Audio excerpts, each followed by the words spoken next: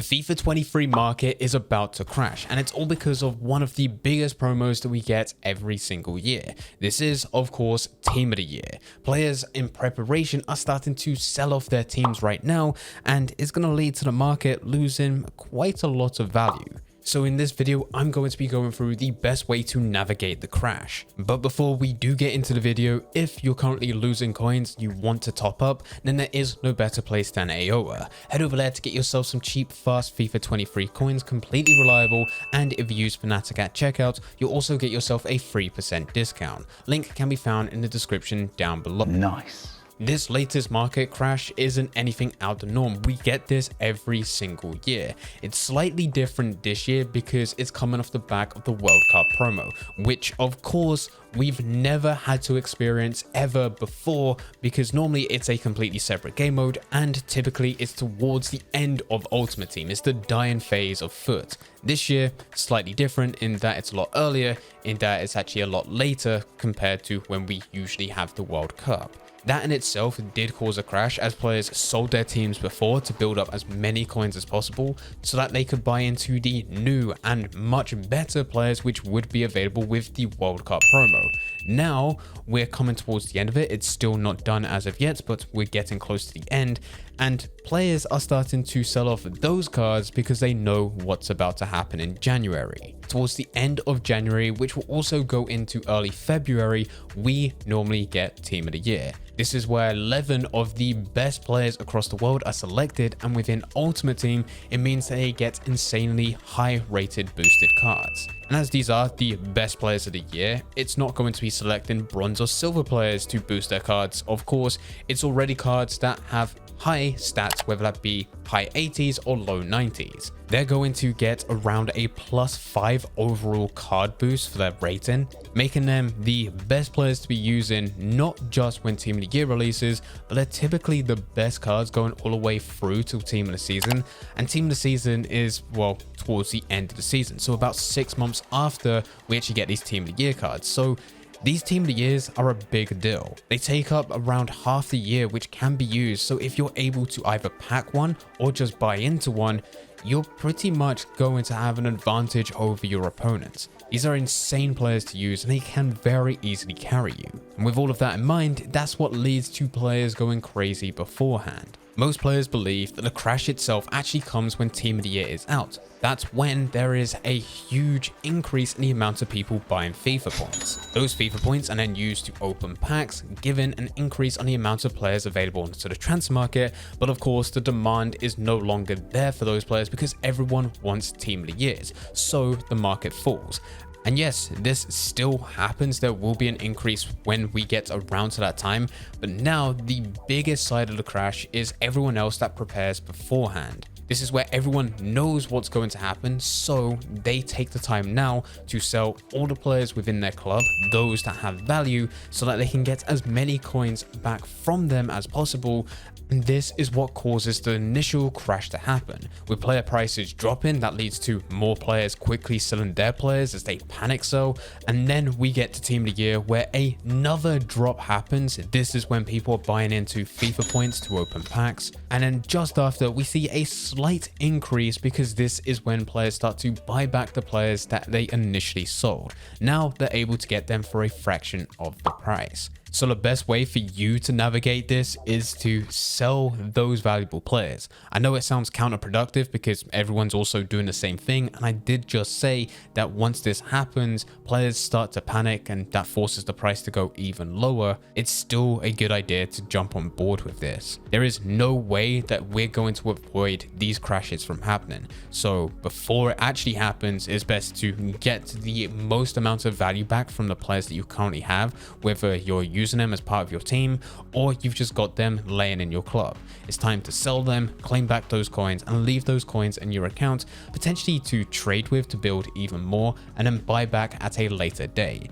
Normally this time of the year, I stick to an untradeable team, so players that I can't sell which are parts of my club, or I go for an extremely cheap, less than 100k team which is just overpowered that I can use to play my matches. That way I'm able to get the most amount of coins out of everything that's in my club currently, and then I can use those coins just in my account, keep them there, watch the rest of the transfer market just keep on dropping in value, and then I can buy back.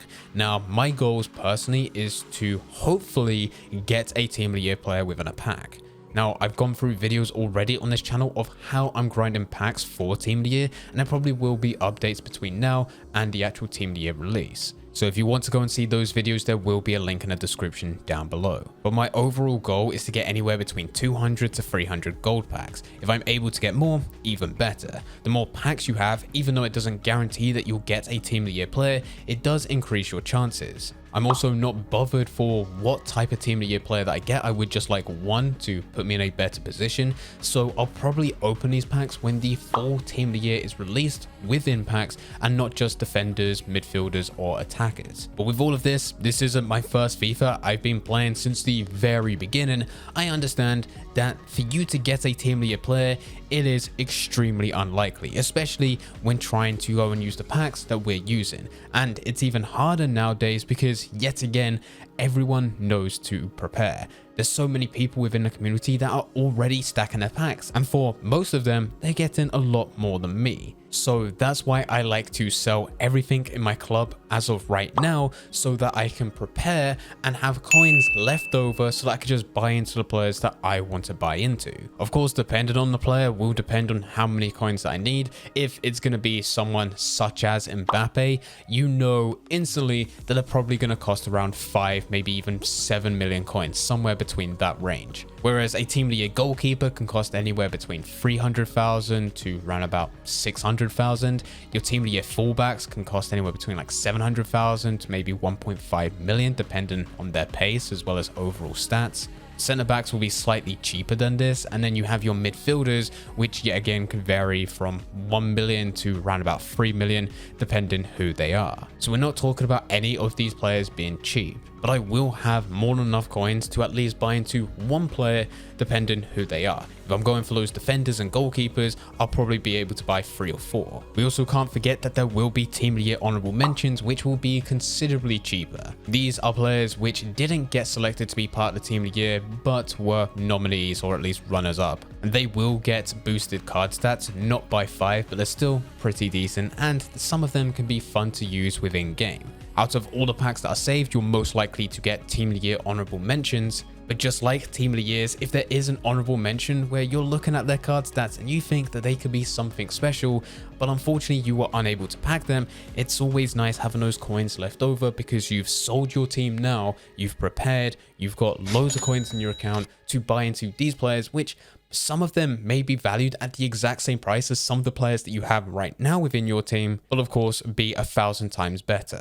And that is why it's worth getting yourself into a good position to prepare for these market crashes. This won't be the last one, but this is one of the biggest ones. If you want to know how these types of crashes end up and how much they actually drop by, you can actually go back through to the sites such as FootWiz or FootBin, check previous Ultimate Teams with FIFA 22, FIFA 21, FIFA 20, you name it. They still have graphs available where you can check player prices. I don't think there's a graph going through the overall market, but there is prices for players that have been part of the game since the very beginning.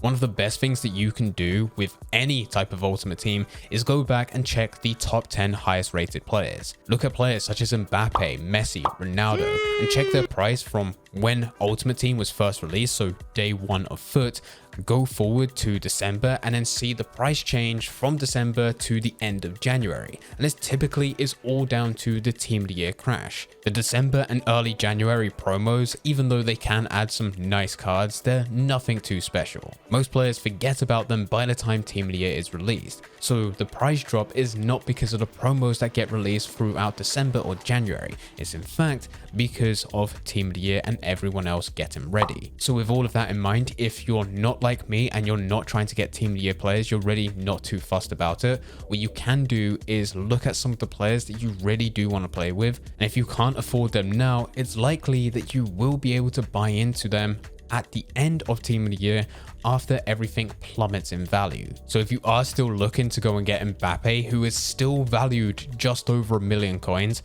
he'll probably go around 6, maybe even 700k by the end of Team of the Year, especially when he's probably gonna get a Team of the Year card anyway. So all the people that are currently using Mbappe because he's godly within game, they'll probably sell his rare gold to buy into his Team of the Year, further forcing the price down for his rare gold card. So that hopefully at that point, even though it's still going to be fairly expensive, but it's going to be considerably cheaper than what he was originally, and hopefully at that point you're able to buy in.